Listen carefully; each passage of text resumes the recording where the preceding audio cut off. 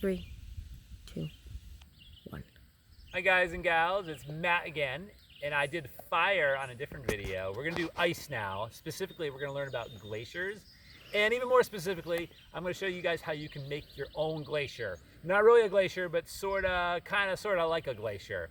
I hope you guys have had a chance, or will in the future, watch my friend Tara's video on fire and ice.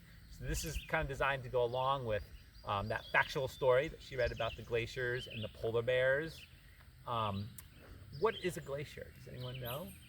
Think about it for a second. Some of you may know. If not, I'm going to tell you. But about several million years ago, there actually used to be a glacier that came down from Canada, where it's colder. And the climate here got so cold here in Conway that it covered all of Conway and actually kept going south. It kept creeping south until there was a glacier going all the way down to New Jersey and Cape Cod. And that was the last ice age. We call it the Wisconsin Ice Age. I'm going to talk about a little bit about how a glacier forms and what happens when they melt. So, do you know how a glacier is formed? It has something to do with the climate getting colder. What happens when it's cold out? Some days it's sunny, but some days it does what? It snows, right? So you can do this with your hands. What if it snowed for millions of years and then we didn't have summer? It just snowed and it didn't melt in the summer. What would happen is the snow would get deeper and deeper and deeper every single year. When the snow gets really, really deep, it actually starts, the snow crystals bind together and form a thick sheet of ice. When the ice gets really, really heavy, it actually starts to go slide downhill because the bottom starts to melt a little bit. And it goes downhill and downhill. It makes all kinds of weird creaking noises. We made a little glacier model at Tin Mountain, and it's a model of what a glacier empties out when it melts. So this is the glacier. It's just blue styrofoam. And as a glacier melts, what happened here 10,000 years ago, it actually has meltwater streams that flow underneath the glacier. And they actually, as the glacier melts back further, those meltwater streams actually will have sand and gravel that fell out of the water pile up. And when the glacier is gone, what's left behind on the landscape is a ridge of sand and gravel called an esker. We have eskers right here in Conway. There's actually one near the LL Bean right on Route 16. There's a place called the Doll Preserve. If you have your parents take you there, you can actually walk right along the base of the esker.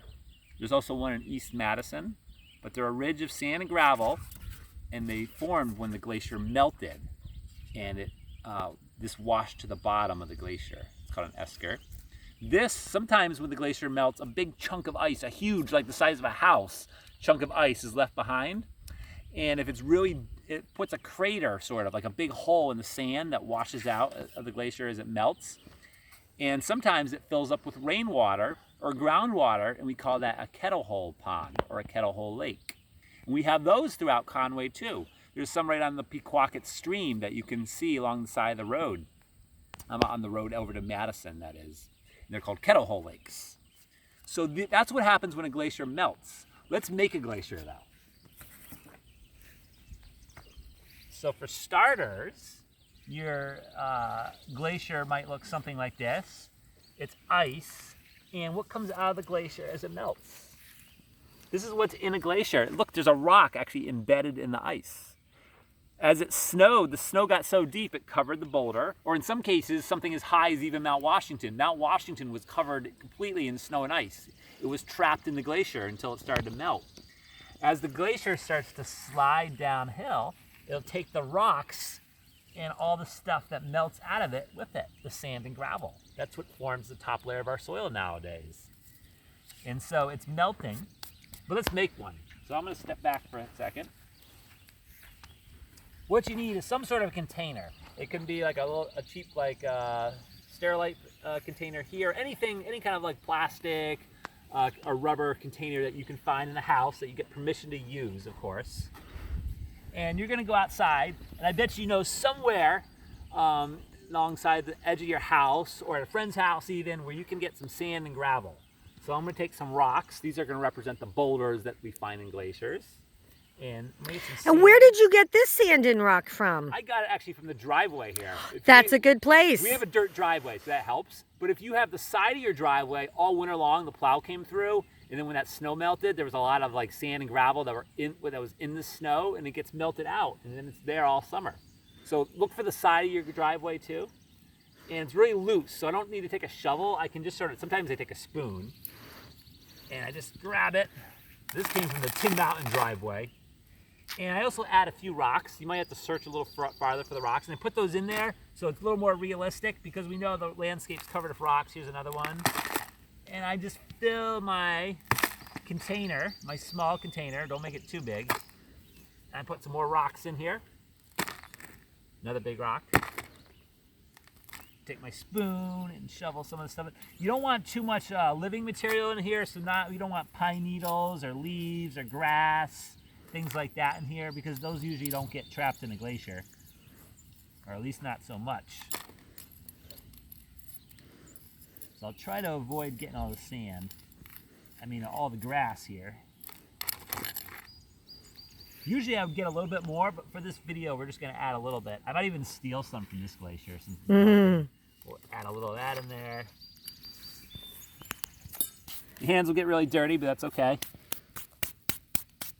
And so look, just a big old pile of sand and gravel and rocks. And that's what gets trapped in snow over thousands of years that eventually hardens into ice or sort of bonds into ice. Now I'm going to add some water because that's what glacier is made out of, water, right? Isn't ice frozen water? So the water will represent the snow, and the snow melts and freezes back together. I'm going to add I'm only going to fill it about halfway because water actually gets bigger when it freezes. It expands. So if you fill it up too much, your plastic thing will actually burst inside your freezer. That's right, you're going to put it inside your freezer, so tell your parents that they might have to move some of the frozen goods around a little bit or eat them up pretty soon. Because you're going to need a little, it won't work in the refrigerator. You do have to freeze this. So you have to leave it in the freezer overnight. Have someone strong do this because if you lift it up and drop this in your kitchen, no one's going to be happy about that. So have someone strong lift it up and put it right into the freezer. And then, just for effect, you don't have to do this, but I think glaciers, when they're really pure, have kind of a bluish color to them. So if you have some food coloring in your cabinet in the kitchen, ask permission and put a few drops of blue in there. You don't need a lot. A little goes a long ways. Maybe like, I'm going to say 4 drops. So I'm going to do 1 drop, 2 drops of blue food coloring, 3 drops, and 5. I did an extra for good measure. And take a spoon and just swirl it around in there so it mixes in. And it'll look something like this. I didn't mean to get grass in there, but it happens. I'm going to try to, you can take your hand and just sort of scoop some of the grass out. Like I'm doing here. Don't have to get all of it, of course.